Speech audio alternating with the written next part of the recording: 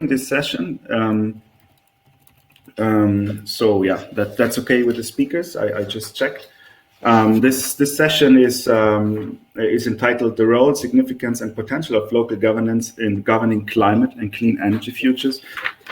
First of all, I have to say that my colleague Christine Kern can unfortunately not join today. So yeah, I'm chairing this session together with my colleague Peter Eckersley, who is also presenting during this session. And yes, so basically just a quick introduction on the focus of this session. As you can see from the title, it's a session that focuses on cities. The background is that for most of the time, the public, but also the academic debate has focused strongly on the role of nation states in governing climate change and clean energy transformations. So there was a strong focus on national governments, which makes sense. But nevertheless, on the downside, cities have received rather little attention. Nevertheless, cities are key actors in governing climate change and also paving the way for clean energy futures. And just an example, like urban areas, they account for a majority of global population, as you all know, and also most of anthropogenic climate change and greenhouse gas emissions, they derive from cities. And furthermore, also like a large part of the world's energy consumption also takes place in cities. So if we look at climate change mitigation, cities are definitely a key actor and also a key problem. And in addition to that, we can also see that the impacts of climate change are putting increasing pressure on, particularly on cities and urbanized areas. We can see that, for example, through a higher incidence of flooding, of heat waves, water scarcity, and so on. So also climate change adaptation is a very important and pressing issue in cities and urban areas. And responding to these challenges, places new and often also very complex demands on local decision makers. And this is also to be seen completely regardless of national politics and international agreements or declarations of intent. At the end of the day, these measures have to be implemented on the local level. So this is why this session focuses on the local level. Nevertheless, we are not trying to say that national governments don't count. This is completely not true. And they are very important actors, also very important partners for local governments. But yeah, so for the reasons I outlined, we focus on cities and the local level in this session. And we have three fantastic speakers today.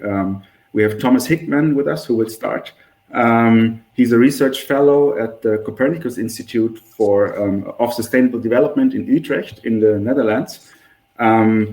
We then have Henrik Kool from Copenhagen. He's an urbanist and also former city councillor in Copenhagen. And last but not least, we have with us Peter Eckersley, who's a research fellow at the Leibniz Institute for Research on Society and Space, and also senior researcher at Nottingham Trent University. And I think before we start, I just want to highlight that you can ask questions in the chat, and I think it's highly recommended that you type the questions just when they pop up. So don't wait until the end of the presentation. We are trying to collect the questions during the presentations, and after that we hopefully will have lively debates on each presentation. The plan is that we dedicate around half an hour at first to every speaker, which includes the presentation, but also the questions and answers after that. So the presentations should take around 15 to 20 minutes. We are a bit more liberal today because we have only 3 presenters and quite some time, so we don't have to be too strict. And if there's enough time, which I hope, there will also be time to have a wrap-up session after all 3 presentations and discussions in the end. That would be the plan. I hope also the audio and everything works more or less, and we will not have problems if this should be the case, we also have kind assistance from the organizers of VZB. So I think we are in good hands. And now I would like to give the floor to Thomas Hickman and his presentation entitled Cities and the Implementation of Sustainable Development Goals. Please, Thomas. Yeah, thanks, Wolfgang, for the nice introduction. I hope you can hear me. If not, please give me a sign. I just uploaded my presentation that you can also hopefully see. Yes, and of course I changed my title of the presentation, which is now Locating Cities and their Governments in Multi-Level Sustainable Governance. But I will of course also refer to the SDGs and the 2030 Agenda in my talk. Thanks for the opportunity to present here. What I present now is a paper that is based on a number of studies I was involved in over the past few years in the field of global climate and also sustainability politics. And it brings together some research streams I was involved in. So my paper, go to the next slide, starts from the notion, and it's referring also to the introduction by Wolfgang very much, that cities and local governments are increasingly recognized by both scholars and policymakers as crucial actors to cope with sustainable development challenges. And of course, we all know that today most people live in urban areas and more people live also in mega cities of the world, where the bulk of global greenhouse gas emissions is produced, where large shares of global energy and fresh water are consumed, and where big amounts of waste materials are also produced. We also often hear about frontrunner cities like Barcelona, Copenhagen, Freiburg, Portland, Sydney, and some others. And many authors have shown that governments of these cities carry out pioneering sustainability measures, and they also adopt nature-based solutions in their jurisdiction. And also Berlin has recently adopted the strategy to become carbon neutral by 2050. So in less than 30 years, which is ambitious, I would say. However, my main premise for the talk and also my conceptual argument I would like to put forward here is that we have to be careful, in my view, to not overestimate the abilities and capacities of cities to promote sustainable development. Instead, I would argue that we need to study their embeddedness in multi-level governance systems and dynamics. In particular, their vertical integration and their relation to national governments, but also Wolfgang already touched upon in the introduction, and also their involvement in international conferences. Secondly, I think we also have to study the horizontal interlinkages with public and private actors within their jurisdictions. And lastly, we also need to look at the transnational interplay of cities and their networks and alliances. And that's what I would like to do in the, what is it here on the next slide? Okay, I was on the wrong slide. That was the previous one. So that's the outline up here. You can see the outline is that in the following slides, I would like to first give an overview of the current state of the art on cities in global sustainability governance. And then I would like to adopt the multi-level governance perspective and explore this embeddedness, or also called the entanglement and interconnectedness of cities in 3 dimensions by using examples from the field of climate and sustainability politics. And finally, I would like to draw some general conclusions. So let me begin with the growing recognition. I would like to underscore and highlight that the role of cities, of course, in global politics can be dated way back. So the crucial role of cities in the global response to transboundary environmental challenges has already been mentioned in the Brundtland report published in 1987. And shortly after, it was also re-emphasized in Agenda 21, which was also an outcome of the Earth Summit in Rio de Janeiro in 1992. And then, of course, with the adoption of the 2030 Agenda for Sustainability and the 17 SDGs in 2015, so only 6 years ago, cities have once again been put in the spotlight of the global endeavor to foster sustainability. So in addition to SDG 11, which is on inclusive, safe, and resilient and sustainable settlements, which is especially dedicated to cities, there are also several other SDGs that are closely related to cities, such as SDG 6 on clean water and sanitation, SDG 9 on industry, innovation, infrastructure, also maybe 10, reduced inequalities, which are also important in cities, and then just an example, SDG 12 for responsible consumption and production. So SDGs are really putting emphasis on the role of cities in the global endeavor to achieve sustainable development.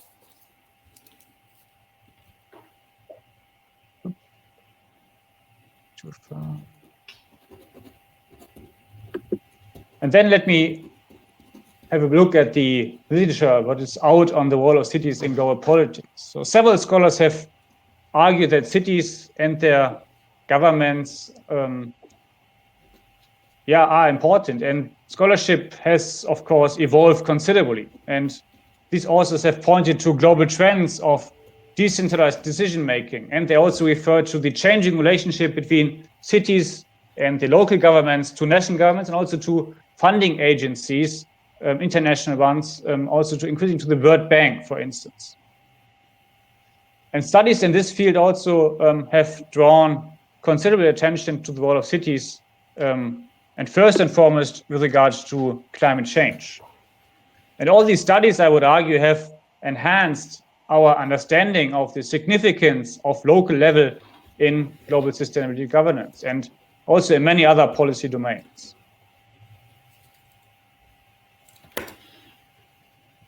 And more recent studies then have argued that cities and their governments are sometimes even better suited and more agile than national governments, for instance, to address sustainability issues, because they are not caught up in slow and tedious international bargaining processes. It's clear that while there are strong differences between cities, local authorities are often confronted with similar issues, similar sustainability challenges like air pollution, heat waves, complex supply chains, also recycling systems. And a number of cities have also adopted targeted strategies and pursue their own policies to render the urban areas more sustainable. I guess we will hear more about that from Ulrich in a minute. And these initiatives have been framed as urban sustainability experiments.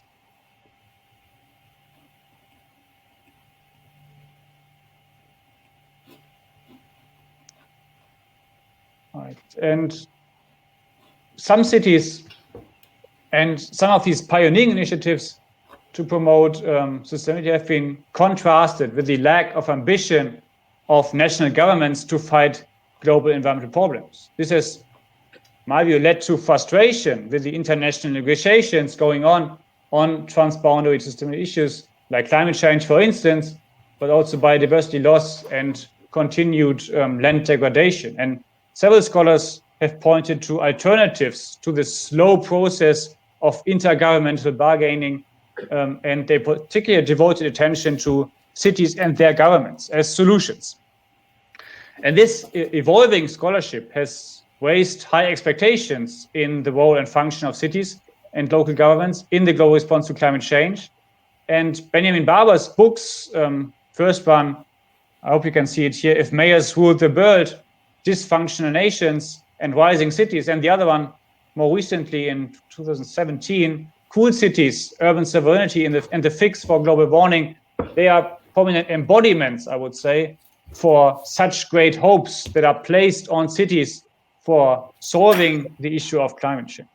And of course, we can argue that this research line has raised public awareness of local sustainability actions, but some of these studies, in my view, have a very optimistic tone regarding the impact, the wider impact of local sustainability initiatives on global developments. And in my view, they tend to overestimate the capacities of cities and their governments to cope with issues on the ground, independently from other actors at other levels and scales. Of course, there's good reason to regard cities as important actors. I would subscribe to this, but I aim to offer a more balanced perception of their role. And to this end, in the remaining slides, I would like to build on the multi-level governance perspective to highlight the embeddedness of cities and local governments in urban sustainability policymaking, to better capture the potential and limitations also for contributing to sustainable development. So first dimension I would like to focus on is the vertical integration of cities. And here, many studies have highlighted that urban sustainability actions demonstrate that capacities and autonomy of local authorities, they vary considerably from policy domain to policy domain and also from country to country. So an example is that Swedish communities, municipalities are described as actors with strong resources and leeway to carry out initiatives on the ground. Whereas in India, for instance, we have very weak position of the local level and cities in the national system, and they lack financial means to undertake projects on the ground. In any case, we see that legal frameworks at higher levels of government play a decisive role in shaping local policy options for sustainability. And to implement large-scale projects, cities often or always rely on regional and also national governments. And in fact, most local governments have limited capacities and financial resources for addressing sustainability. And we all know that in many cities of the Global South, where national governments face serious budgetary limitations, effective actions depend on external funding from international agencies or bilateral donors.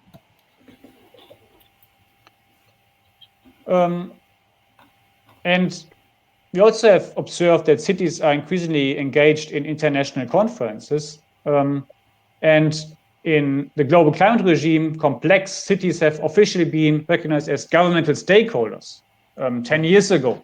And also cities are involved in the high-level political forum on sustainable development, which evaluates progress on the SDGs, on SDG implementation. And at these events, local governments bring in their joint interests and showcase urban initiatives. And in 2018, a number of cities also started to imitate the national reporting process and submitted voluntary local reviews to highlight their efforts to realize the SDGs on the ground. And while this development, I would say, that underlines the ambition of cities and their governments to become key actors, scholars also point out that such activities are, in the first place, aimed to raise awareness and attracting funding for projects from higher levels of government and private actors. So without support of national and regional governments, as well as international funding schemes, local authorities are largely constrained in their activity. So well-functioning vertical relations to actors at higher government levels and international agencies are crucial for propelling and maintaining over a long time urban initiatives. Secondly, I would like to go to the horizontal. I just lost my presentation. Going back. Hope you can see the horizontal focus on horizontal interaction, which is the second dimension in my framework. So cities and the governments are close to the population. We all know that. And in theory, it enables local governments to bring together different stakeholders and also balance different interests that are present at the urban level. This is a key advantage of cities, and of course, local governments. This showcase the potential for cities to become engines for change because they meet these different stakeholders on the ground. And there are also a number of cases in the literature that show how pioneering local authorities have been successful in building connections between citizens, NGOs, and private corporations. And some local governments have also engaged in so-called urban transition spaces, where local stakeholders can experiment and develop solutions in their districts. In such co-creative spaces, cities are expected to change, or authorities of cities are expected to change their roles from traditional government to more facilitators, enablers, and connectors that build trust among local actors. So on the other hand, however, we also know that this entanglement of public and private actors at local level bears the danger that private actors, private corporations, take advantage of their influential role to lobby for their own interests, which can be in contrast to the common good.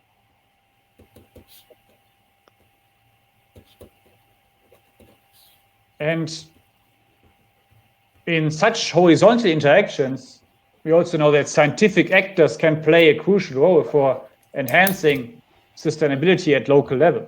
So universities and other scientific institutes provide input for urban sustainability policy making. Also, scientists engage increasingly with local stakeholders in so-called real-world laboratories aimed at reducing the carbon footprint of the district of Neukölln or another district in the world. And researchers also contribute to local capacity building and public awareness on sustainability issues in more general terms. However, we also know that there are only relatively few instances where local governments, civil society organizations, and private companies and researchers effectively work together to foster urban sustainability.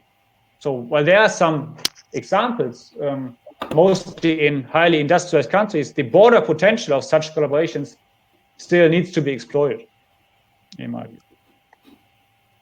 This brings me to the last dimension I would like to sketch and highlight, which is the transnational networks and alliances. And here, scholars have emphasized the large opportunities of these transnational networks and alliances to engage more cities. And they argue that they work as policy entrepreneurs and also as agenda setters. These networks and alliances are voluntary. They are also based on self-governing procedures and also on direct implementation of common decisions.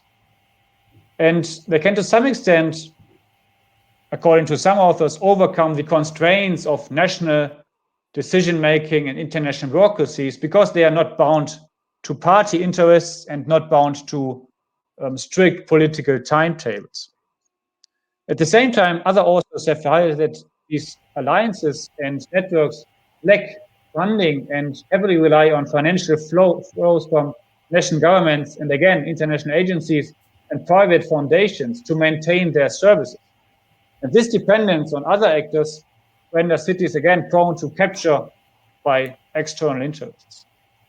And furthermore, recent studies have also shown that the degree to which networks and alliances of cities steer their members is somewhat limited, and they only come to modest results. And these scholars argue that although networks and alliances offer significant support for cities, their initiatives often lead to more or less nothing because of constraining factors in the national political economic system, and also the lack of some commitment from local public officials. Of course, there are outsiders and pioneering cities that use these networks, but basically these networks can still be seen as pioneers for pioneers, meaning that some front runners go together and the majority of cities are more or less lagging behind.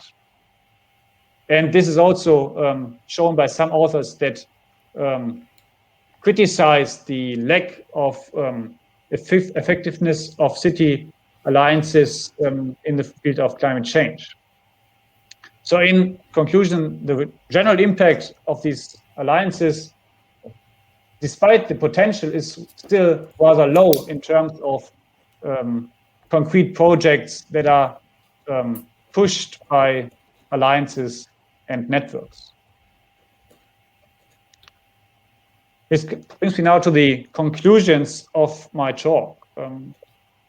In sum, I would argue that pioneering sustainability initiatives in urban areas certainly show large potential and show the large potential of local authorities to contribute to global sustainability. But some studies, in my view, convey an overtly optimistic tone regarding the overall impact of local sustainability initiatives on global development.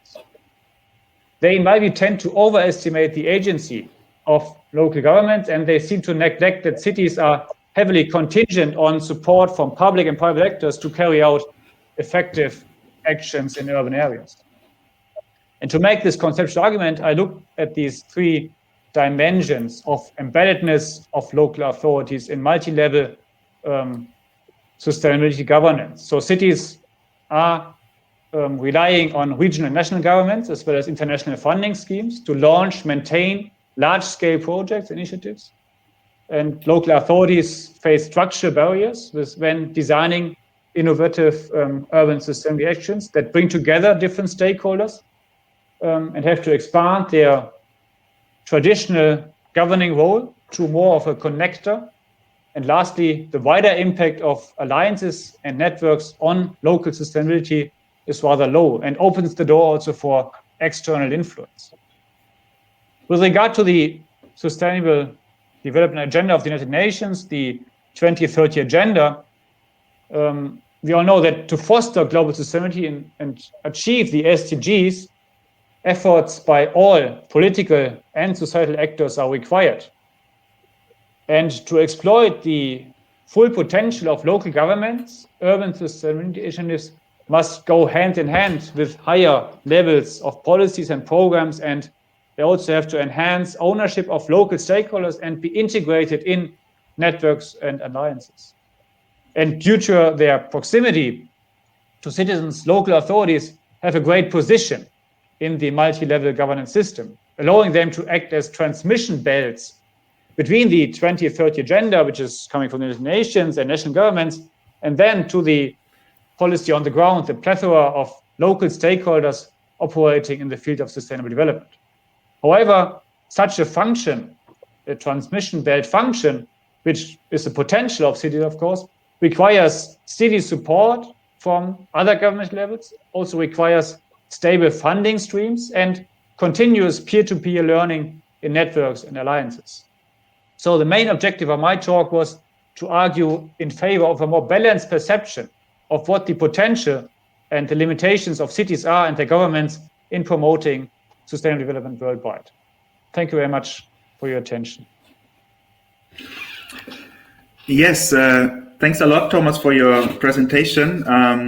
We do also have the first questions popping up, so I would just start with that, and also encourage you, if there are further questions, just type them in the chat, or also if you want to speak, let's say, more personally, I can also make you a speaker if you prefer that. But for that, you also need to give me a hint in the chat box.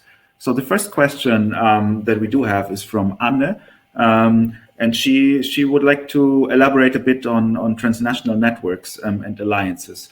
And what she would like to know from you is, Thomas, have you come across any mentions of the system of partner cities, as these would be smaller scale networks? Yes, they also have a long tradition, especially in Germany. I think these. Can you still hear me? Yeah. Okay. Yeah, I think they have a long tradition,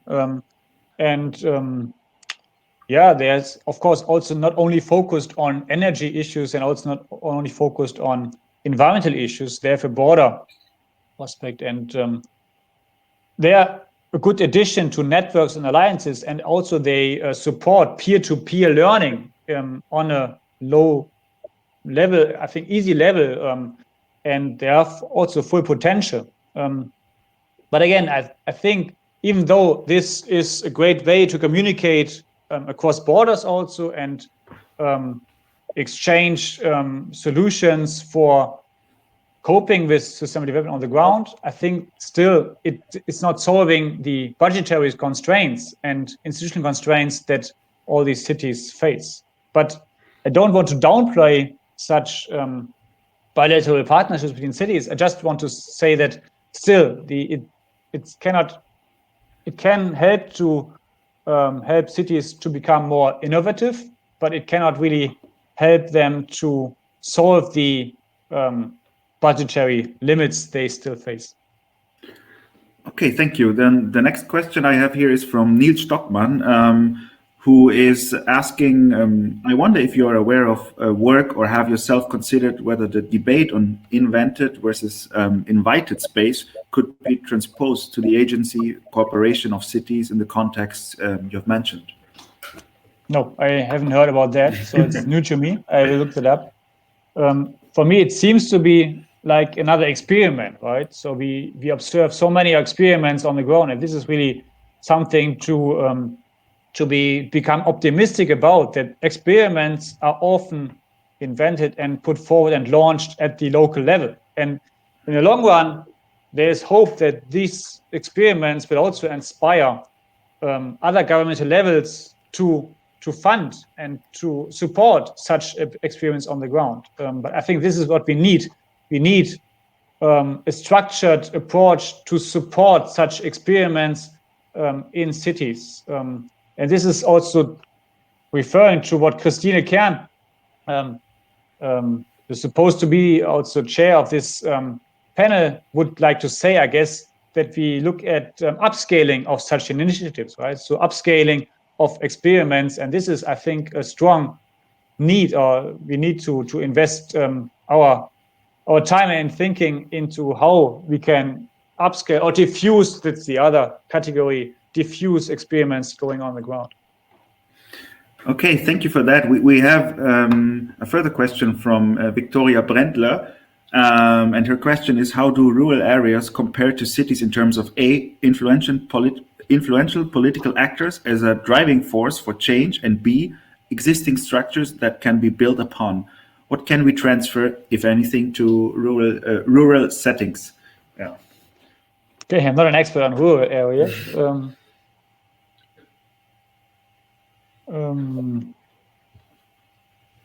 I mean, difficult to answer because I'm really focusing on the cities in this talk. But what I think we have to, from a normative perspective, have to do is to find the balance between city life and rural life, right? So because we also know that from Germany, a discussion that in rural areas, many people feel disconnected from the real life, from the political discourse, from the connections, from the broader political developments. And I think the question is how to make living also on the rural areas more attractive, because we also know that cities are somehow constrained in terms of capacity to host more people. So it would be also a challenge to make rural areas more attractive. Not sure whether this is answering your question, but this would be my view on rural areas. Okay. Yeah, Victoria seems to be fine with the answer as I interpret the chat. And we do have another. Just to mention, I mean, we also know that the SDGs also involve rural areas, life on land, and so it's also a big ambition for national countries, national governments to find solutions for living on land. Okay, we do have another question from Peter Eckersley. Thanks, Pete, for stealing my question. I had the exact same question noted here, but yeah, even better. So it's more efficient. That's great. So Pete is asking, there has been lots of research into large and pioneering cities, but what are your views on the role and capacity of smaller cities in combating climate change? So do you also have recommendations to, let's say, the more normal cities, not the pioneers? So yeah, what is it? The Potsdams or the Freiburgs, and yeah, I guess Potsdam is a pioneering city in my mind. Okay, but we can discuss this. But it is not a big city, right? It's rather a medium-sized city, and I think that's still the majority, right? At least for Germany and European context, that's still where most people live, in these medium-sized to smaller cities. Of course, there are also some big cities in Germany, but we also have so many medium-sized cities. And I think this is really important to build best practices, good practice for these cities, because here the potential for cuts in greenhouse gas emissions is big, for reducing waste and so on. So I think this is really the biggest issues we have to solve in Germany, to find solutions and approaches for these types of cities. Great, thank you. If nobody else has an additional question, I would like to ask a final question. In this case, it's a question of myself.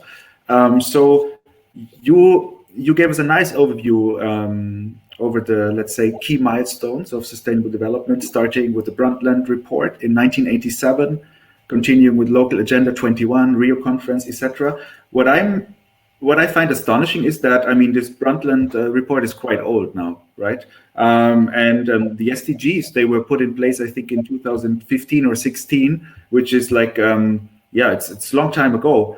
And what I'm always wondering is how much of this original Brundtland spirit can actually be found in these SDGs, like, or to put it in other words, like how much has it changed, if it has? Well, in my view, there's also a strengthening of the significance of cities in these reports, because in Brundtland it was the chapter 28, so far behind in the whole report, while in the Rio Summit conference paper, was it the Agenda 21, there was also later on the local Agenda 21 process. And I think this was next step, the next milestone. And now with the Agenda 2030 agenda, I think the role of cities has really put in the spotlight. So it's really one out of these 17 SDGs, and then at least 15 others.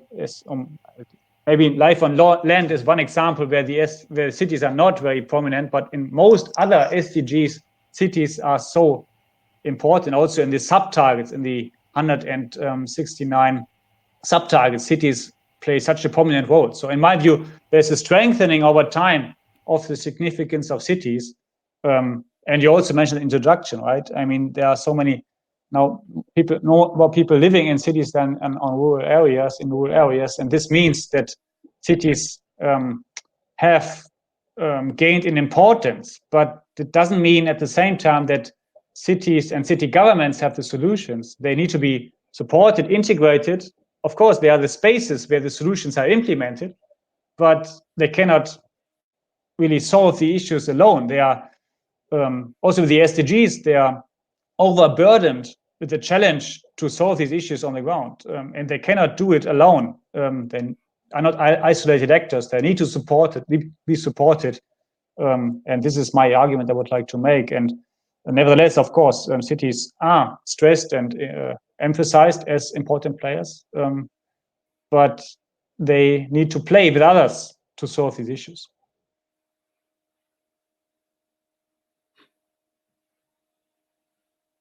Oops, I cannot hear you. Not sure whether this is only for me. Yeah. Wolfgang, I think you are muted, aren't you? Oh, am I muted better now? We can hear you now, Wolfgang. Okay, sorry for that. So I think now, thank you very much, Thomas, for your explanations and for the inspiring talk. I think now it's time to come to our second presenter, which is Ulrich Kohl from Copenhagen. And yes, so Ulrich, the floor is yours. Yeah. Thank you very much. Can you hear me? Can you hear me? Okay, it works. Great.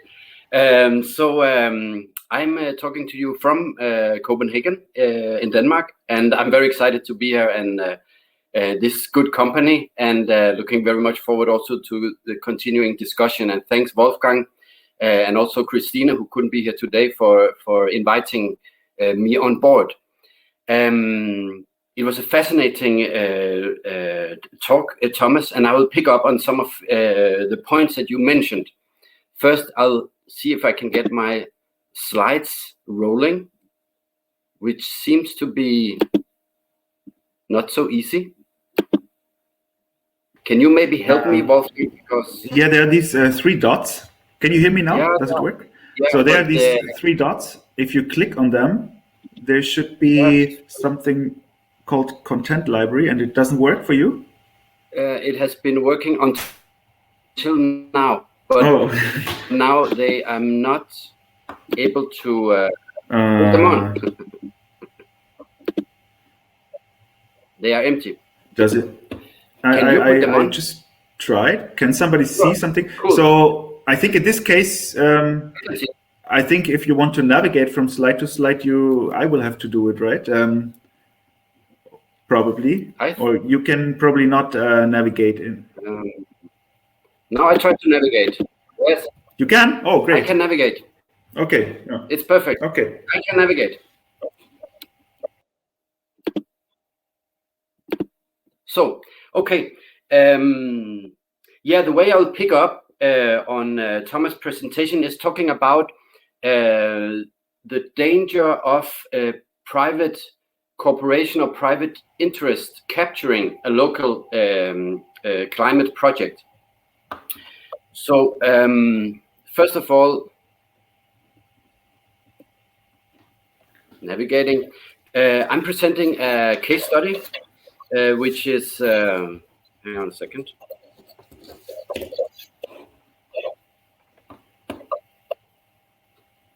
A case study of planning process of a power plant in the Danish capital, Copenhagen. The power plant is called Copenhill. Actually, it's just outside my window. And the aim is to shed light on what you can call a dark side on municipal energy planning. First, a bit about me. I am, as Wolfgang mentioned, a former city councillor in Copenhagen. You can see in this picture how a local politician can look like on election night if things go well. I was for 6 years involved in the political decision making around energy and climate policy in Copenhagen, and I also served on the board of a major public energy company called ARC. And the ARC is the owner of the Copenhill power plant that I will talk about in a minute. And as a member of local government, I felt became increasingly aware that I needed to know more about energy transitions in order to act in a meaningful way on climate crisis. So I returned to university, and actually what I'm presenting you is based on my master thesis in urban studies at the University of Malmö. So I am, humbly speaking, a practitioner turned a student of energy transitions. So I am presenting a case study going about energy planning and energy politics in Copenhagen. It's a city where there's some 1.8 million people living in the metropolitan area. Around 600,000 of them live in the core, which is the proper municipality, the city of Copenhagen.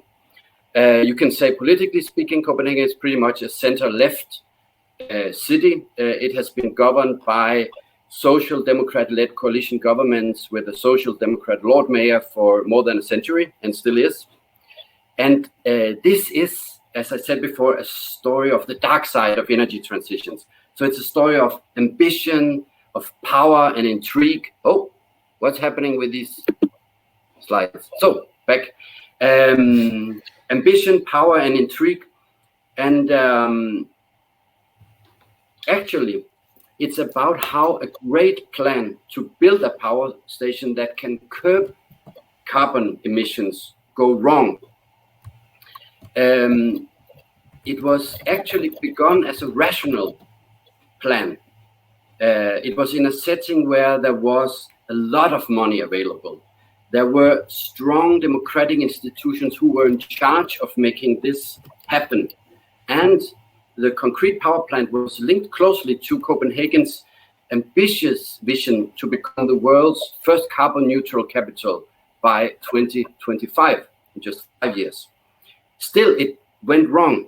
So I'll try to explain what happened. And the main message of this talk is that in our rational planning of clean energy transitions, context matters. And the context of rational planning is power.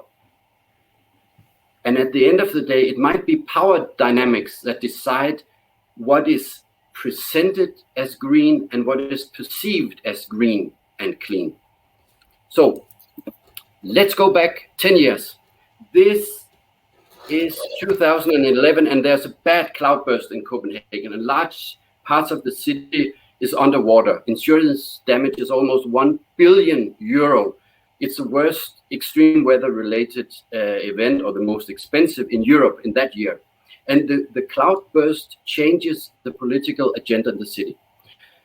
Already before, the city council had a plan to work towards carbon neutrality, but now the plan becomes very ambitious. It has to be done by 2025. It will be the first carbon neutral capital in the world, and money is allocated to concrete initiatives. And a vision emerges that becomes a key notion in the city's strategic planning in different levels. And that is to become, as one planner says, on the top of the first wave of the future's green cities, world cities. And the idea is that a new green urban identity will attract high-tech businesses from abroad and high-skilled labor. And so Copenhagen begins to brand itself as the bicycle capital of the world, the wind turbine city, even the climate capital of the world. So let's go behind the branding. First of all, Danish cities, they get their heat from district heating. In Copenhagen, some 99% of all households are connected to district heating. And in Denmark, you have a largely non-profit public ownership of the heat and power plants that are feeding into the district heating. And this chart shows that you have on the left 4% private-owned power plants, you have 60% municipally owned, and you have 36% cooperative owned. And this provides an interesting context for the discussion of ownership. Who should own the production of energy? Who should be in control of the energy transition? Should it be private? Should it be public? In Europe, there have been a number of remunicipalizations going on, especially in Germany, but also it's also a key issue raised by the new municipalist movements, say in Spain, Barcelona and Común, etc. Cities must control their own energy because it will be cleaner and cheaper for citizens. This chart from Denmark shows that when you are talking about the price on average, this is true. Municipal heat is cheap, cooperative heat is even cheaper, and the most expensive on average is the private owned companies. And the case I'm presenting is a little bit different from this, so it's important to have this background, I think. And one more thing, very important base load for district heating in Denmark in general, in cities, is waste incineration. So you have waste-fired power stations as a base load. This picture shows Copenhagen's brand new power plant, Copenhill, became fully operational just a few years ago. And the city of Copenhagen claims that this is the most, the greenest and most efficient plant of its kind in the world. It's an iconic structure. It's very visible in the skyline of Copenhagen. It's in the center. The architect behind the plant calls the design hedonistic sustainability. And hedonistic sustainability means that it's supposed to mean that you can do good for climate and have fun at the same time. There is a ski slope on the rooftop, so you can ski also in summer. And as you maybe can see on this visualization, there's a smoke ring puffing out of the chimney. And this design feature is meant to puff a smoke ring every time 250 kilos of CO2 is released, so that to create a more climate conscious population in the city, because you can see the smoke rings symbolizing the CO2 emissions.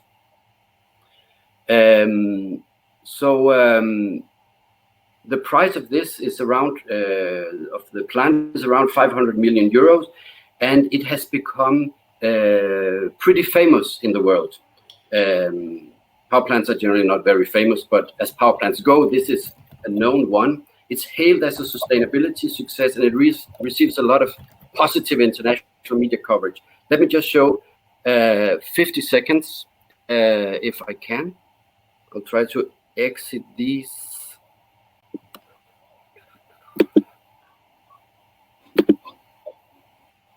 Yeah.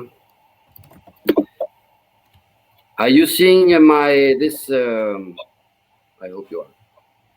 This is from the World Economic Forum. Oops.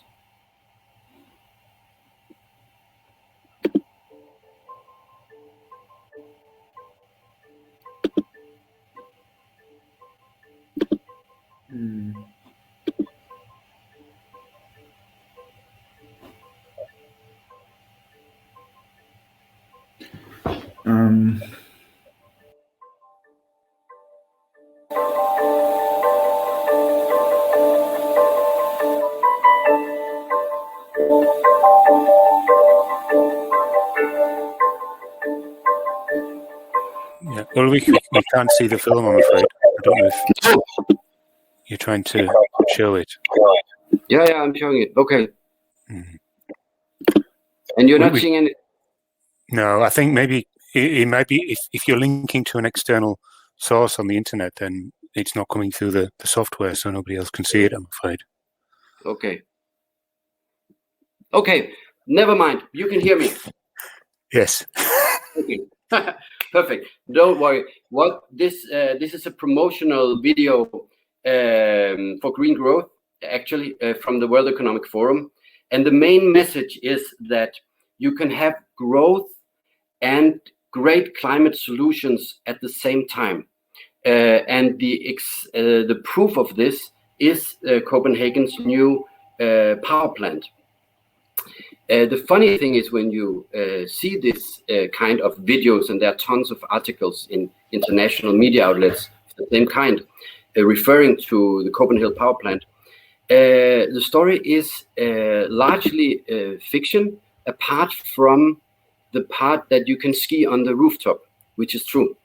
There is, the arguments go that here you have a power plant where waste is treated locally, so it's a local solution. In fact, it's not really, because the power plant is so over-dimensioned that in order to feed the ovens, you need to import waste from abroad, especially from the UK and other sources, because you don't have garbage enough in the city to power such a huge plant. The second point is that you're supposed that this plant is contributing to the curbing of carbon emissions. In fact, it's not. The plan 10 years ago was that recycling would reduce the amounts of waste to be incinerated in Copenhagen, and this would contribute with something like 100,000 tons of CO2 less every year. In fact, the plant increases carbon emissions partly because of the huge imports of waste filled with plastic and other fossil elements. And the third is that this makes energy cheaper. It doesn't. It's bleeding money, the plant, and it's very likely that the price will be paid by the citizens of the city in the end through their energy bills. But obviously, somebody has done a great job in creating a positive myth. So let's look at some of the figures from the Copenhagen climate plan. And the important thing here is that a key component of the climate plan is that Copenhagen should become a net exporter of green energy, and that will compensate for emissions, especially in the transportation sector. So the idea was, now this is a plan was formulated more than 10 years ago, but the idea was that Copenhagen must reduce emissions by 1.2 million tons. The waste, decreasing the amount of waste incinerated will contribute with little less than 10%, 100,000 tons. But what we see today actually is that the total emissions from Copenhagen power plants are 500,000 tons, of which at least 170,000 tons are fossil-based fuel. So this is just to have the magnitude of the problem. So what goes wrong and why? First, you say what goes wrong from an economic perspective is that you shouldn't invest 500 million euros in a plant that is far too big for what you really need, and you might get what you need for half the price. The second thing is that when you have a big plant, in order to pay for the loans for the plant, you really need, you're under pressure to fill it with garbage all the time, because else you don't produce enough energy to sell. And of course, from a climate perspective, it's wrong to increase instead of decrease the amount of fossil-based waste that is burned. To answer the why question is a little bit more tricky, and some of the ingredients to an alternative story about Copenhagen that you couldn't tell is, or maybe some theories that seem useful to answer the question of why are these. I will not go so much into this theoretical perspectives, but you have a public company with a pro-growth entrepreneurial mindset in David Harvey's sense of the word entrepreneurial. So the public company behind the power plant is largely autonomous. So in the same sense as the city of Copenhagen is pretty autonomous in these matters towards the national government, then also the public energy companies are pretty autonomous in relation to the city. The second thing is that the weight of iconic world-class architecture, the city marketing aspect, this neoliberal urban management paradigm that you must attract high-tech companies from abroad to a place like Copenhagen has a lot of weight. And thirdly, the dark side of planning, or put in another way, we all know that planning institutions face very politicized agendas. So this is a dolphin. I'll get back to the dolphin in a moment. But when I researched this question, I was not researching a decision-making process that I was myself a part of. I didn't enter the city council until a few years later after these decisions were made. And I did investigate it in a traditional way through Freedom of Information requests, Freedom of Information Act requests. I got access to tons of documents, planning, emails, etc. And I was conducting interviews with 2 former mayors and a number of city councillors who had been involved in the decision making and interviewing lobbyists, etc. In order to fill the gap in the written material. But the problem I encountered was that the stories that I was told in interviews were not really reliable. I'll give you an example. One former mayor, we can call him the Dolphin. I'm interviewing about what I'm really puzzled about is that why do you build this plant when you know it's going to cost so much money? And actually, the planners, the municipal planners, were strongly advising against this plant, and the city council pretty much bought into that, saying we can't build a plant which contravenes with the idea of Copenhagen becoming carbon neutral. And still, after a year-long arm wrestling process, the city council flipped completely and said, "Okay, we'll build the plant." So I was wondering what is going on behind the doors.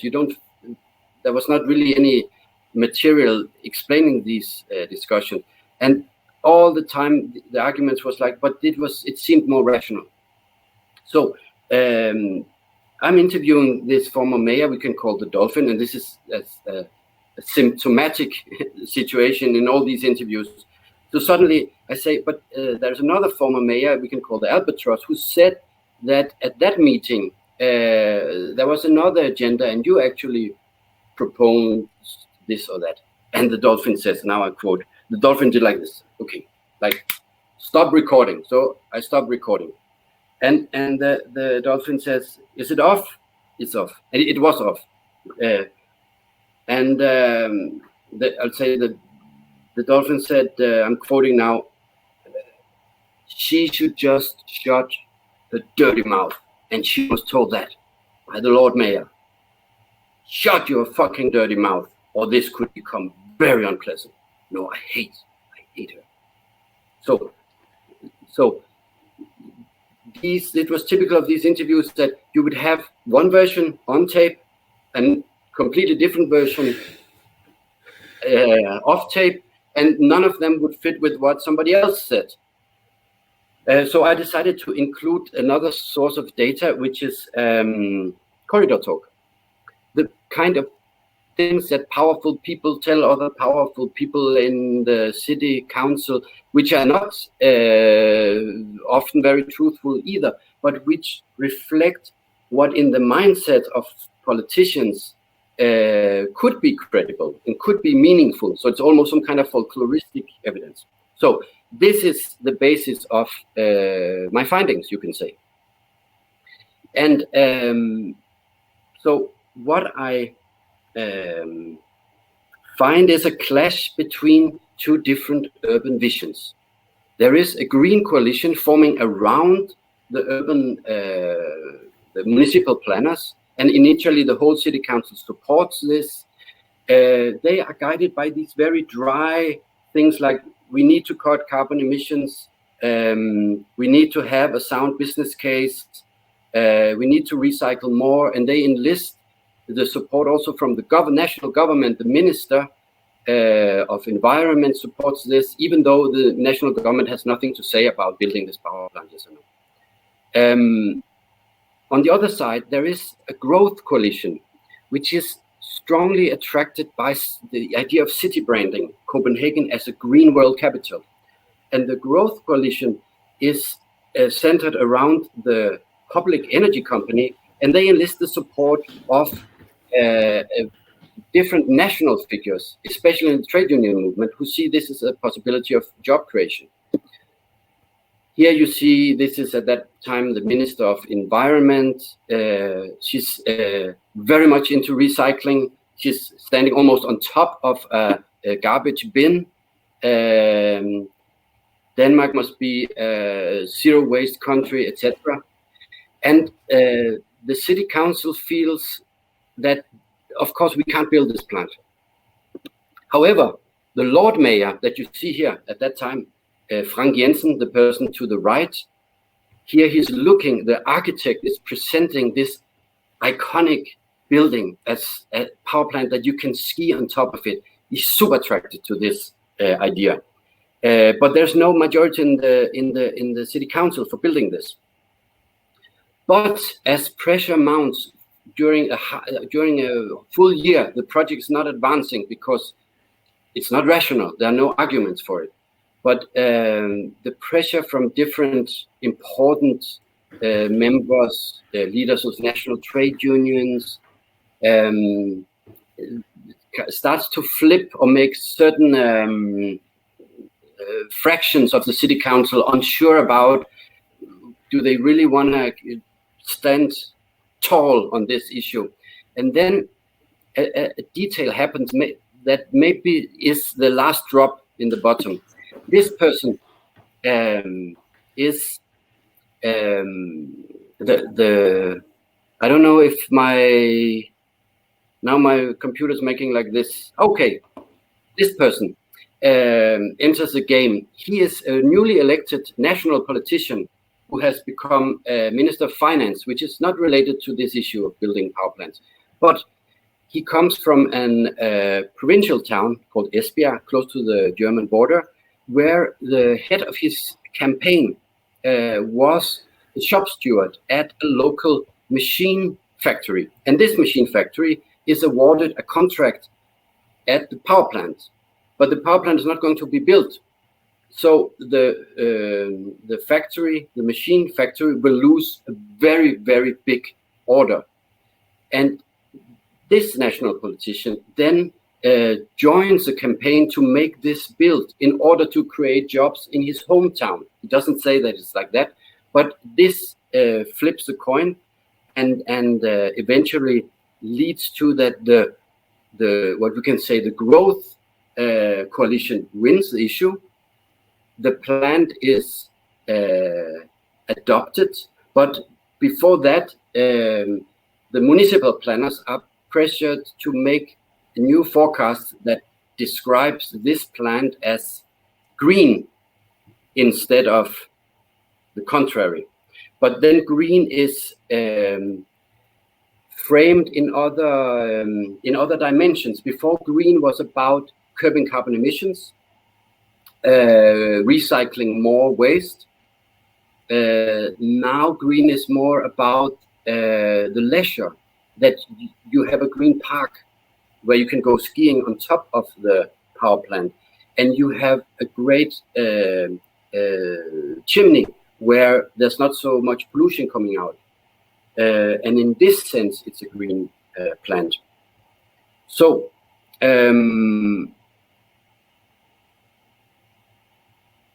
I think I've spent most of my time, and I will just go to the to the conclusion, which is that I think there are two things to learn from this case. One is that there are some contradictions in a public non-profit ownership model that is very strong on democratic ideals, but very weak on democratic participative practice. And another thing is that who has the power to define what is green has also the power to control the green transition. So thank you very much. And I'll end with this. Okay.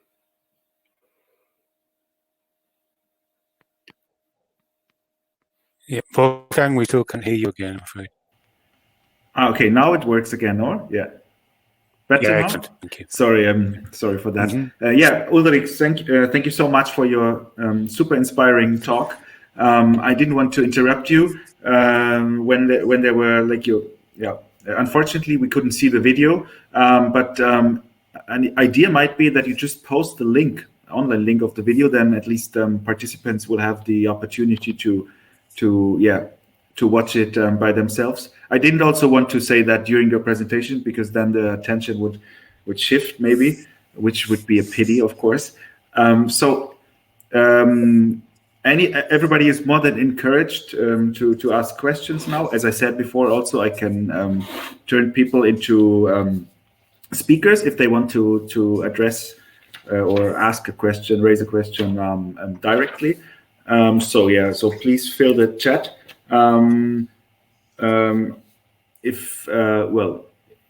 I think I would just start with my question. I actually have a couple of them, but okay. So Pete is stepping in. So what Pete is asking is, what did local people in Copenhagen think about the power plant? Very valid point, I think. Yeah. Yeah, very interesting, I'll say. Because of the murky process, the Copenhagen didn't have a positive media image in Denmark initially when construction started. There's a very positive image abroad, but in Denmark less so. And in order to swing public opinion, our company enlisted local celebrities. At that point, the architect Bjarke Ingels was not really as the celebrity he is today. And anyway, people don't care so much about architects. But they enlisted, sorry if any architects are listening, they enlisted a local celebrity who's very famous for constructing rockets and submarines. And they asked him to design the mechanism that puffs smoke rings. And that was, and you know, you're building a plant of 500 million euros. And then in order to get the public engaged, you start a crowdfunding campaign on the internet where you can pay money for making this smoke rings work that the city had already paid you for doing that. And some people got engaged with this. The problem was that this backfired because the rocket and submarine inventor suddenly became maybe the most despised and hated person in Denmark because he kidnapped a journalist on board of one of his submarines, murdered the journalist in a very cruel way, and he was sentenced to life in prison, and the smoke rings never happened. Now nobody talks about the smoke rings. You see the videos from the visualization, it's all about smoke rings and getting people climate conscious. Now nobody talks about smoke rings anymore. And there was very little, apart from environmentalist lobby groups who were very much down in the process, in the old sense of participative planning, sitting at meetings. There was not a public movement about it. It was seen as too technical. Okay. So we have another question from Marco Carano. His question is, who has the power? Who has actually the power to decide for the sustainability of a project?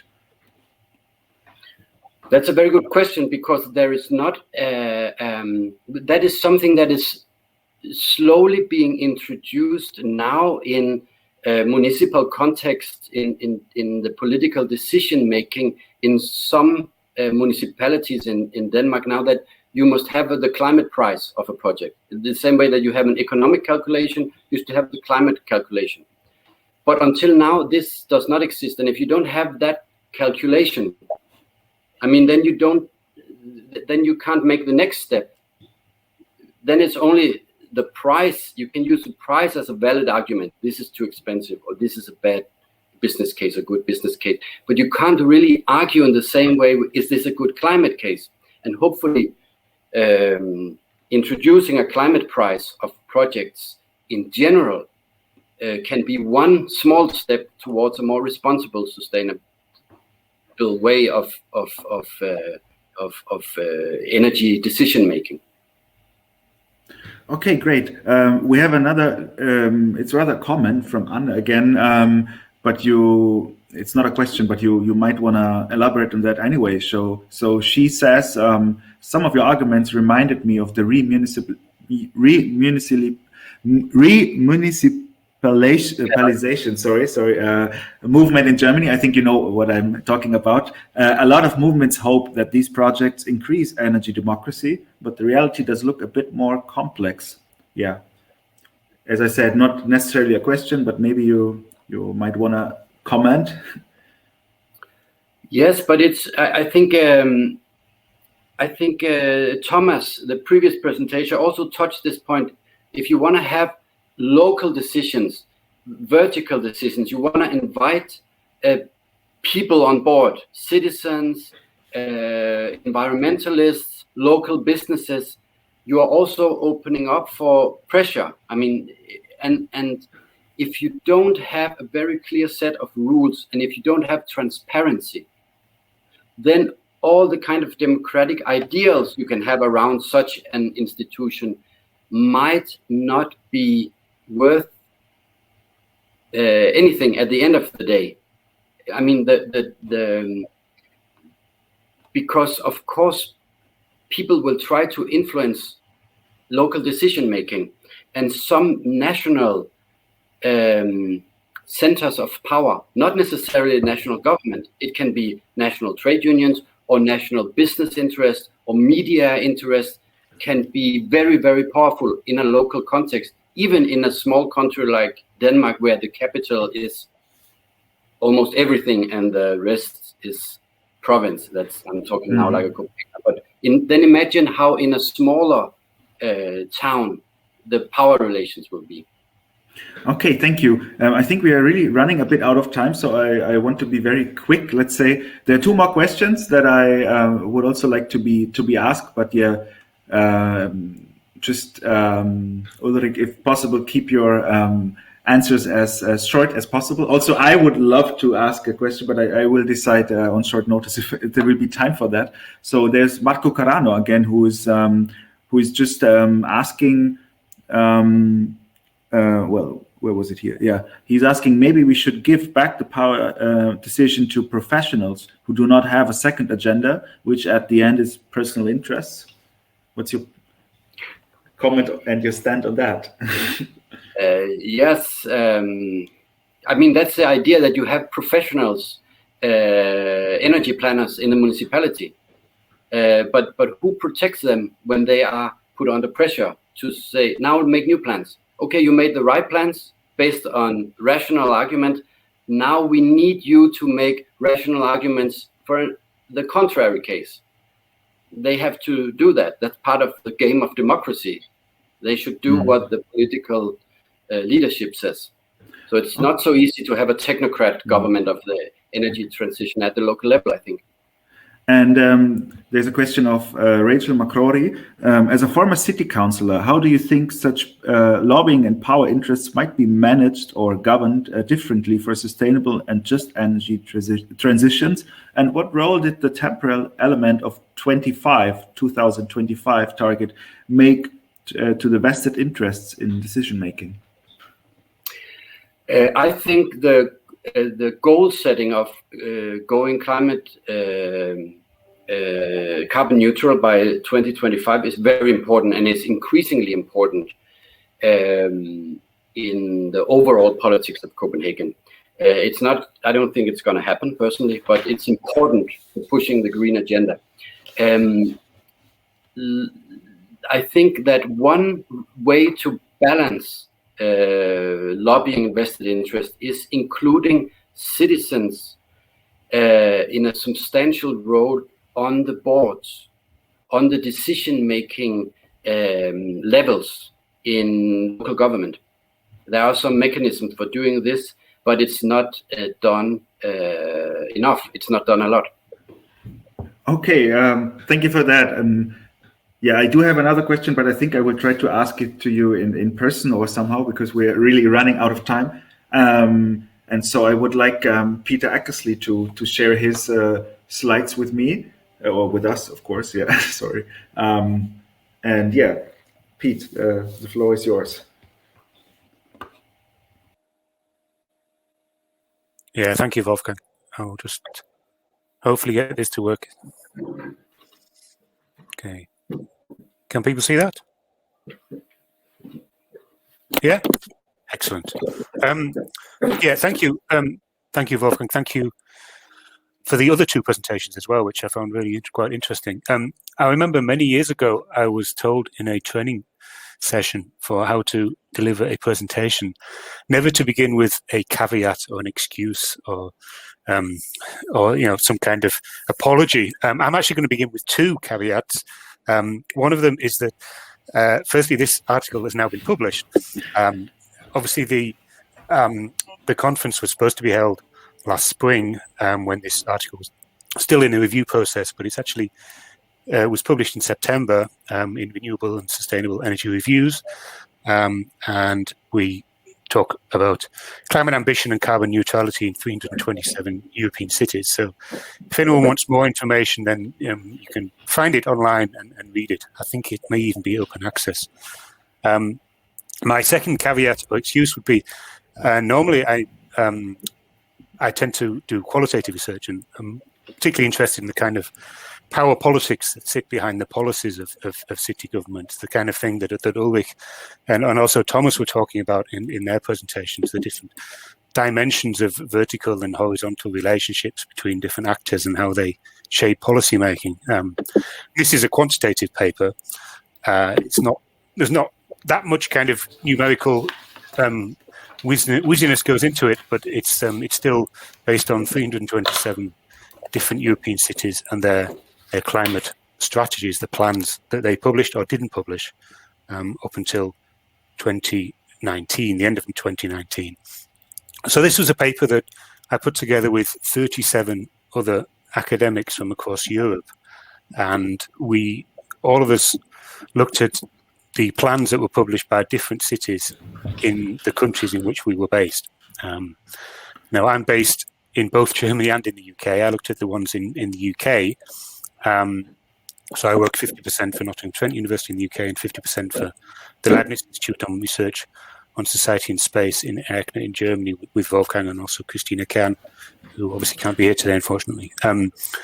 So I looked at the UK cities, but we also had people from 27 EU countries that were looking at the the plans of cities in their countries as well. And the idea basically was that we would give an overview of those, the plans of the cities that we'd selected, to find out what they were trying to do on climate change in terms of their targets and how their plans were constructed, what types of plans they come up with. So this is, I don't know if you're able to see the link at the bottom there. For me, I have my face at the bottom, and also Wolfgang and also Ulrich. But if you're able to search on the renewable and sustainable energy reviews, you'll find the paper there. Will climate mitigation ambitions lead to carbon neutrality?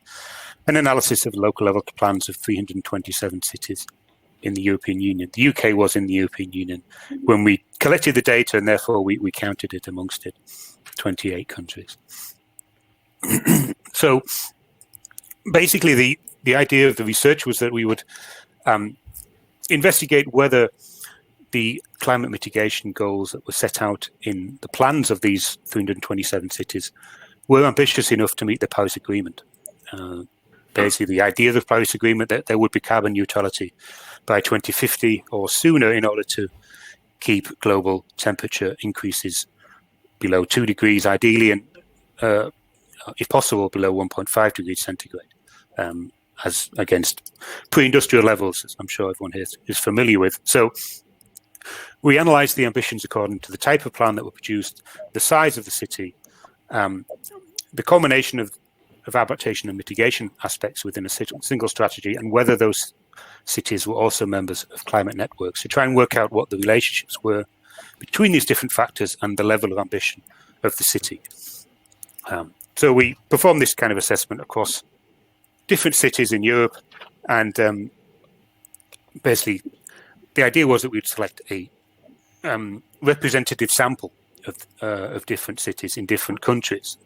So I realize you may not be able to make out from that map exactly where all those cities are, but we had 327 cities in 28 countries, and we selected them on the basis of Eurostat's urban audit assessment.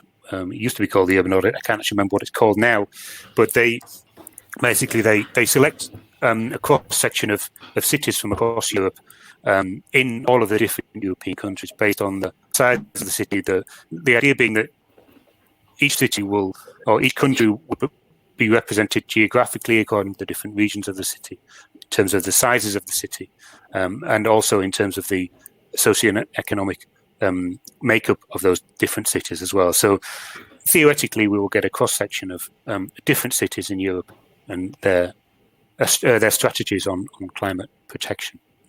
So this paper focuses on climate protection. We've also collected data on climate adaptation, which we're in the process of analysing at the moment, and will hopefully result in a paper that will get submitted at some point in the coming months, which hopefully will be quite a good complement to what the previous work that's been done on mitigation, including this one.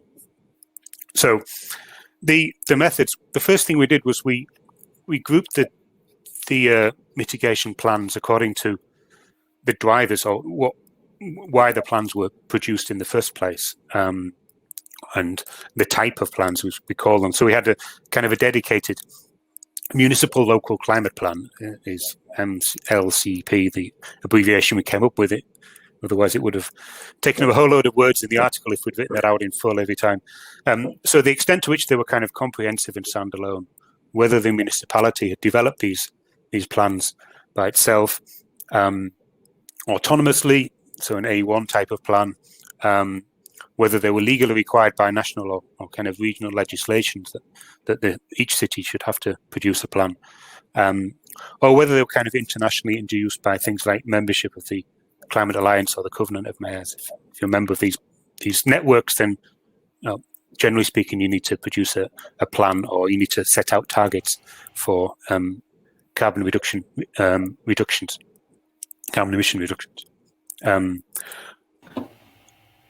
So those are kind of dedicated municipal local climate plans. We also had those that were mainstreamed across the council. So not just in terms of whether adaptation and mitigation were produced in one plan, but actually more broader than that. So we had a type B plan, which was where actually climate change is only part of a much broader plan. It's about sustainability, or it's about local development, or kind of a master plan or a core strategy plan. And we had those that only addressed greenhouse gases or climate change in a very minor way, because it was about actually it seemed that the city was more interested in things like energy supply or energy distribution, or local transport as well. We found that most plans are fitted into the category A, so they were actually dedicated to dealing with climate change rather than seeing that climate change as incidental to something that was part of a broader strategy. And we are interested in, as I say, investigating the analysis, investigating the relationship between these plans and whether they were members of networks, the size of the city, and also the degree of integration across different policy areas. So this slide shows the emissions reduction targets. So these are all of these put together all of the cities that have an emission reduction target that isn't climate neutrality. We define climate neutrality as being 80% or more reductions in CO2 emissions. So we found that altogether 78%, so that's 254 of the 327 cities, had a plan that included a target. And so obviously 73, the remainder, did not have a plan or had a plan that didn't include any targets. So we kind of excluded those from our analysis of what cities were doing. And most of the cities that had a plan focused solely on CO2 emissions, although 100 there did also focus more broadly on kind of greenhouse gas equivalent emissions or CO2 equivalent emissions. So it include other gases, not just CO2, that also contribute towards climate change. Okay, and we found that in terms of the targets, we can see that those that didn't have a climate neutrality target, there was a clear plurality, both in terms of those that focused solely on CO2 and also those that focused more broadly on GHG emissions, only had a target of less than 20% or certainly less than 30%. But this doesn't exclude those that had a target of at least 80%, which is what we defined as being carbon neutral. And these are those now that we focus on, the ones that we identified as having a carbon neutral target. So this was 81 of the total, so 1/4 of the total that we analysed were aiming for climate neutrality by 2050 or earlier. In most cases, it was 2050. As you can see there, 59 cities thought it would be 2050 or earlier. And some interesting kind of patterns emerged here in terms of where those cities were and the sizes of the city in particular. So 1/3 of all of the cities that aim to be carbon neutral were in Germany, for example, 13.6% in the UK, 11% in the Netherlands, and nearly 10% in France.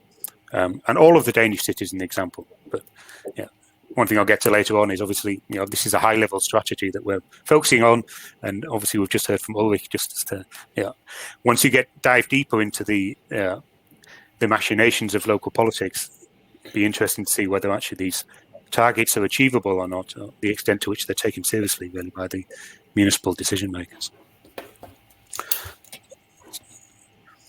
Also, in terms of carbon neutrality targets, just wait for that slide to load there.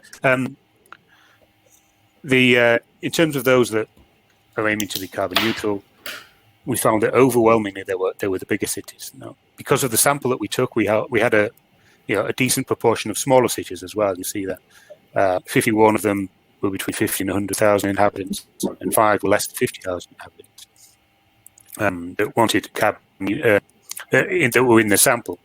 But in terms of the share, the vast majority of those that aim for carbon neutrality are the bigger cities. So those that were more than 500,000, essentially, which fits with what is already out there in the literature.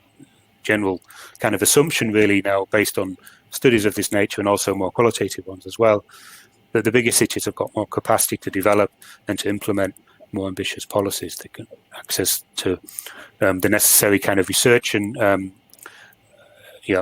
the tools and the resources that are necessary to think about exactly how it might be that they can develop more ambitious strategies, and then also when it comes to implementing them as well. So just to overlap or provide an overview then of the key results. I'm conscious that we are due to finish at 12, so I've been rushing through this a little bit. But we found that then that 78% of cities have a mitigation plan with targets. The average target is 47% GHG reduction by 2050. So that incorporates all of the cities. Of course, this meant that if we're going to keep in step with the Paris targets to have my slides disappeared. I don't know if that's the case for everyone.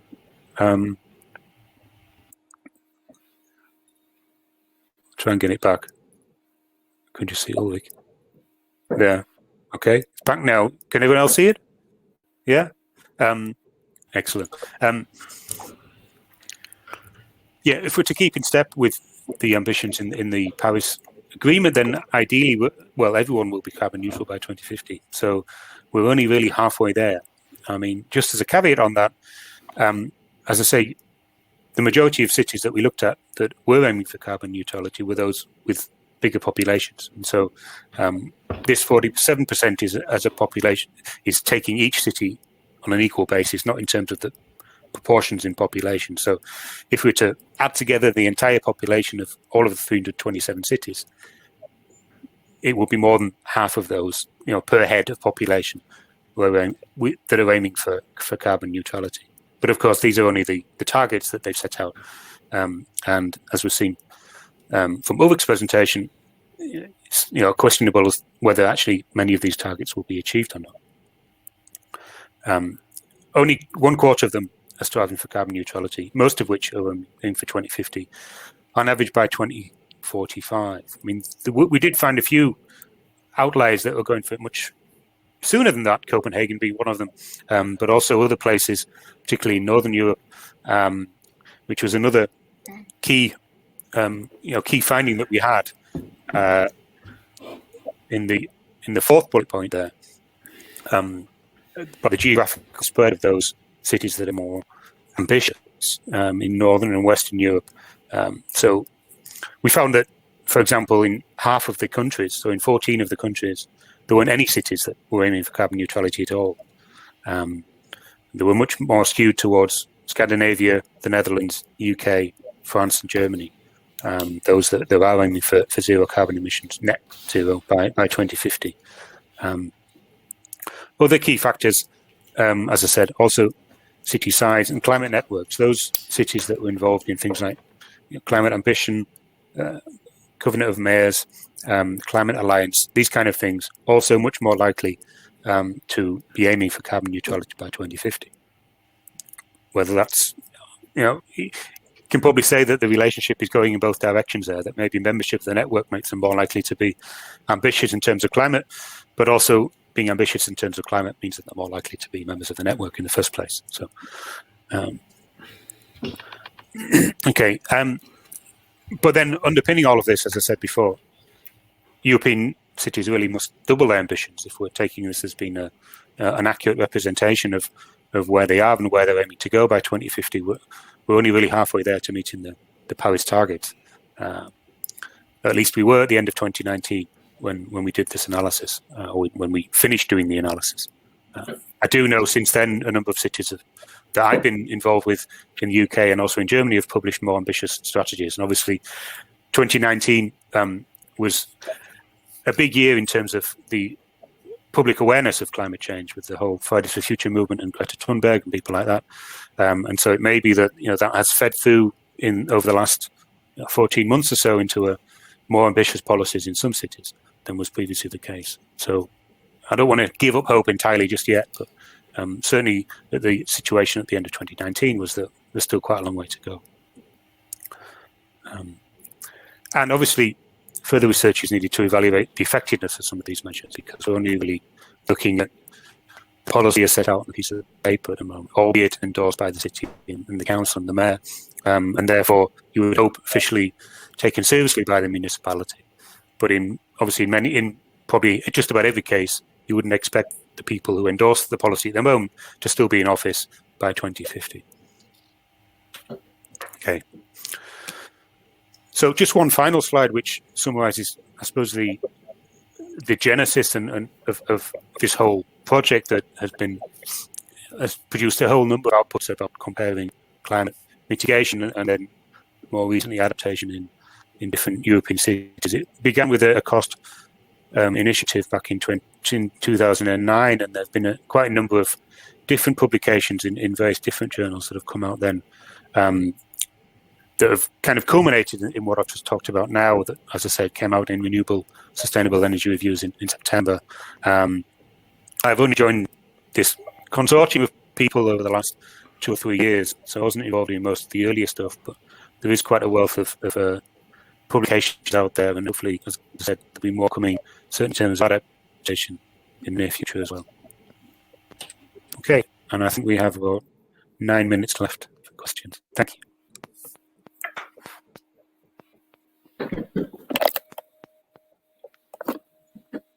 Sorry, Wolfgang, I still can't hear you. Oh, this time I thought I really turned the mic on. Okay, I'm sorry. That was probably the last chance to make it correctly. Okay. Yeah, actually, we do have time until 1:10, so not only until 1, and we can still be a bit, I think, more, let's say, flexible in terms of, asking questions to you, but maybe also trying to wrap up the session as a whole.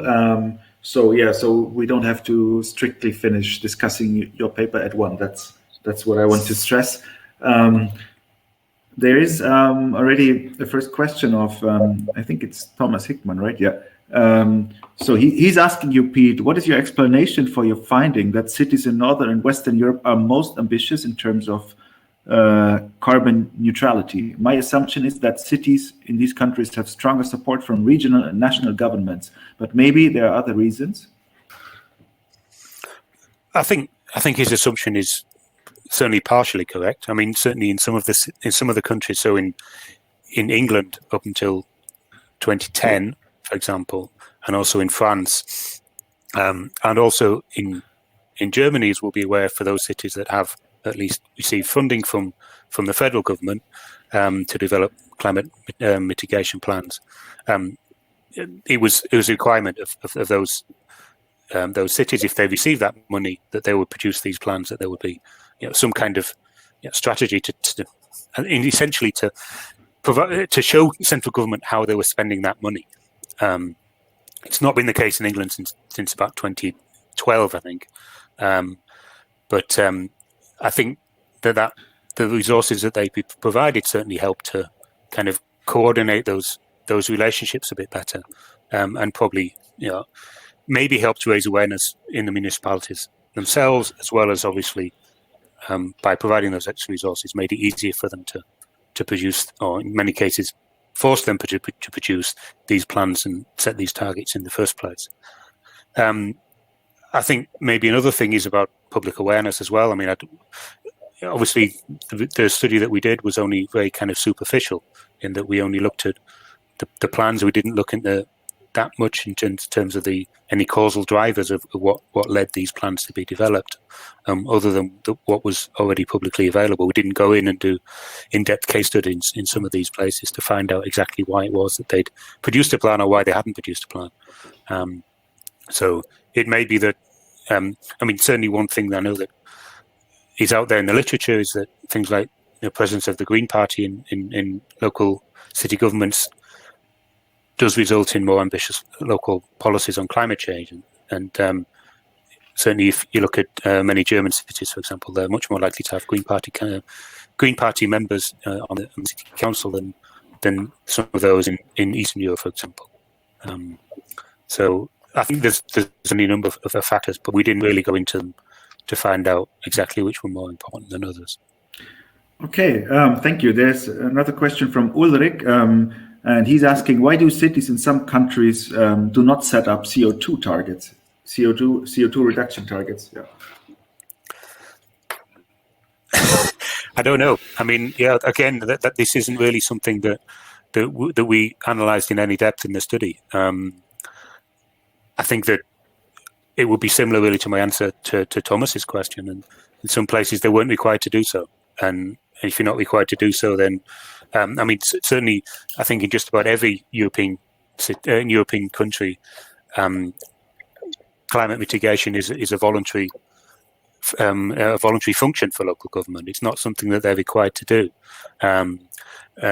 unless they do receive money that requires them to do it. Unless, as I say, it used to be the case in England, but isn't anymore.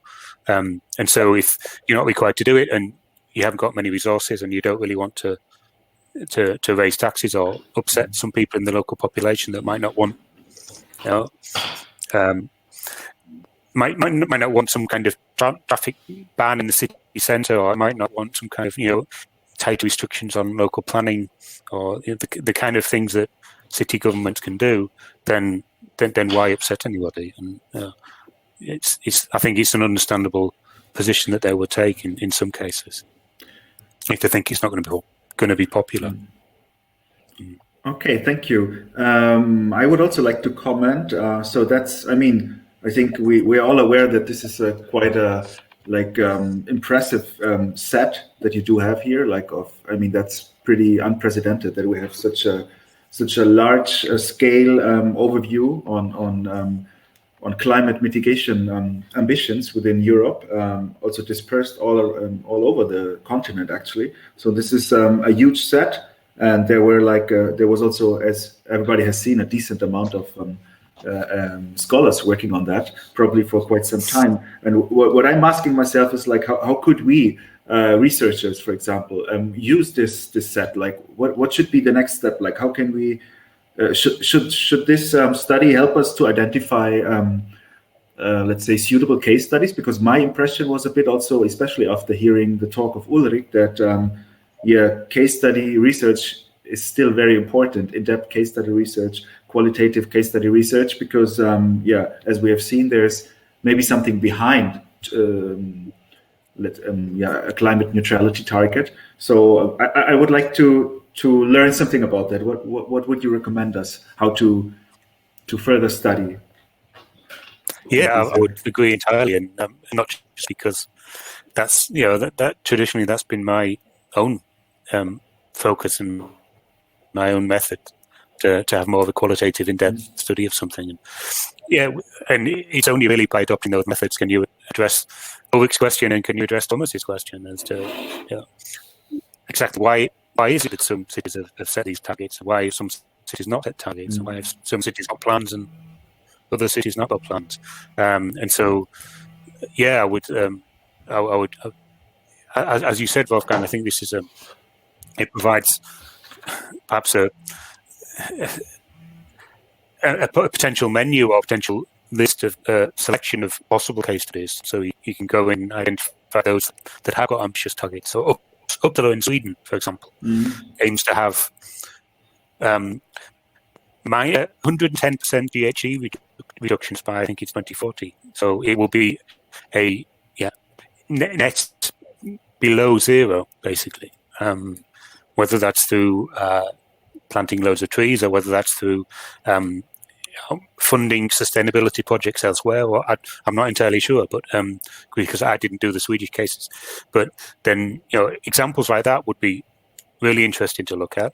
And then obviously looking at the specific contextual variables that are present in those cities that might lead it to those particular policies, whether that's to do with the particular geographic nature of the city or the political makeup of the council or the level of resources it has or the relationship with central government or relationship to climate networks or neighbouring authorities. There's a whole host of different variables that you can analyse there, both within one city but also comparatively if you compare it to those somewhere that doesn't have that level of ambition, which obviously is pretty much all of the other cities that looked at. Okay, and I mean, as you said, your your large-scale study focused on targets, which was already probably complicated enough to deal with. But do you see any opportunities also to do such a large-scale study, maybe not as big, also focusing on implementation, or is that something that you would only leave to in-depth case studies? I think you'd get much more robust results from in-depth case studies. I think that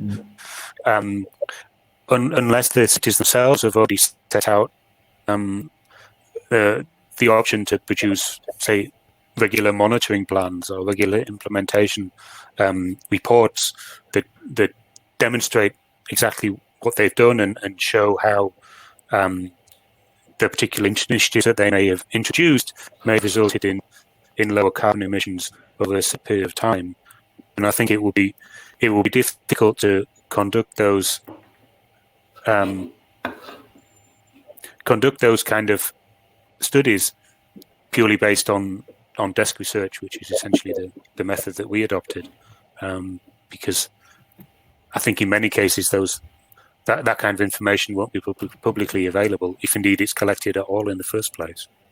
So.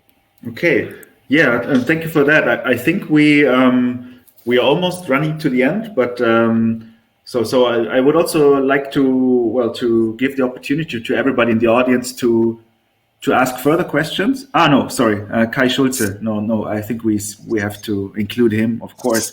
And so he of course, as all of us, found your talk really fascinating. And his question is, did you find commitments to review or monitor, evaluate in the plans you looked at? Yeah, it is a really good question. This wasn't part of the analysis of this paper, but it is part of the analysis for one of the subsequent papers that we're looking at. So, and also in terms of adaptation, not just in terms of mitigation. So I can't answer the question. Well, I can answer the question by saying no, we didn't, but I can't answer the question by saying, as a result of that, I can't say, well, yeah, we did find this and that in terms of reviewing and monitoring, because I think that this is a key factor that obviously cities have to think about when it comes to actually whether their strategies are making any difference whatsoever. But as I say, there will hopefully be future papers coming out in the next 2 or 3 years that will cover things like this. Okay, great. So please, everybody, I know we don't have a lot of time, but also everybody in the audience, you can still keep on asking questions, also to the other commenters, also maybe some more generic points, or maybe some of you even found lots of linking points between all these great presentations. So what I would say is that we've seen, I think we had quite a good collection of different topics that are all, as we've seen, in a way related. So we started with Thomas, who talked about cities and the implementation of SDGs, and also on many occasions highlighted the importance to see cities also embedded. So also to take into account that there's a sort of embeddedness in multi-level governance systems, so that cities, despite all talks about their potential significance, they can't act on their own, and they are located usually in an area they have. So I don't know. There are also areas surrounding these cities that have to be taken into account as well. And then we zoomed on case study level. And we had a very inspiring talk by Ulrich, who shed some light on Copenhagen, and was a very critical observation with a sort of first-hand insights, I would say. And then, we ended with Pete Eckersley, who gave us a fantastic overview of the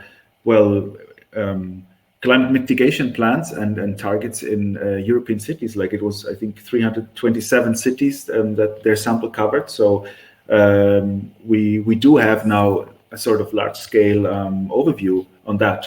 So, okay. No, that was Kai Schulze again. Sorry, I read it for the second time.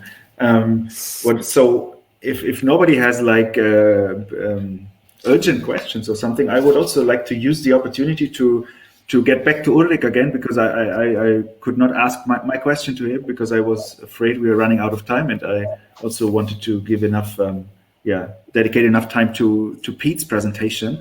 But what I mean, Ulrich, your presentation was quite critical, and you probably choose. You could have also, you could have made a different presentation, but you decided to look at, to look also at the dark side of, in this case of Copenhagen's climate policy. And what I'm wondering, just to sum it up, how much of Copenhagen's climate policy and climate activities is actually city branding, and how much of it is actually what I would call substantial climate action? Because you have said it, it's a pioneering city for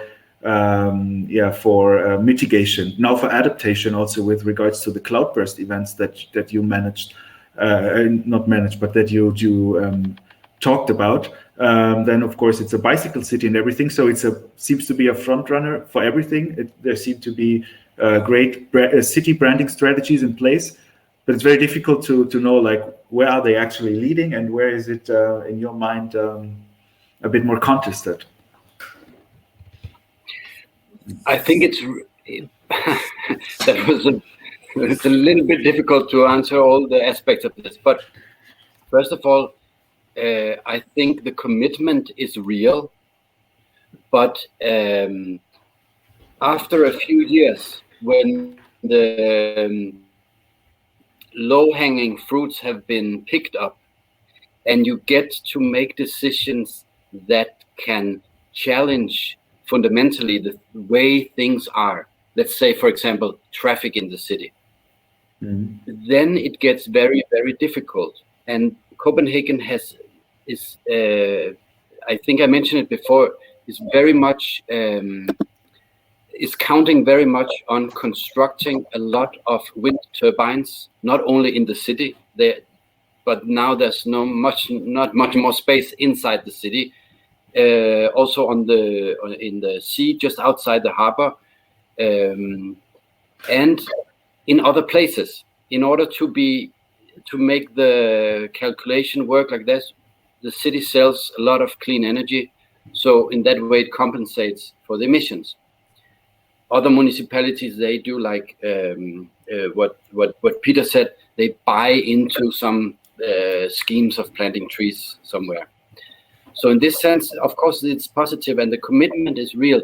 But at the end of the day, also touching on Kai Schulz's question, what is the price for not living up to the target?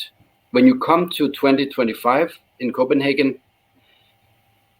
do you lose election if it wasn't, if you didn't reach the target? Maybe, we don't know. I mean, that is really that is one interesting point in this. It's also a question of political stability. Can you hold the city government accountable for now what should have happened 10 years ago? Or that's a very open question in my mind. But I think what I have, my personal opinion is that the targets count more and more in the practical political decisions year after year. But at the same time, they become more and more difficult to roll out. Okay, thank you. So I think I would close the session now, but I want to thank everybody. First of all, of course, the presenters. Thank you very much for your very insightful and fascinating talks. And also, of course, thank you to the audience for attending and asking questions. And I think it was a great opportunity also to do it online. And thank you very much, and see you during this week. In all of the different breakout sessions and other sessions and other fascinating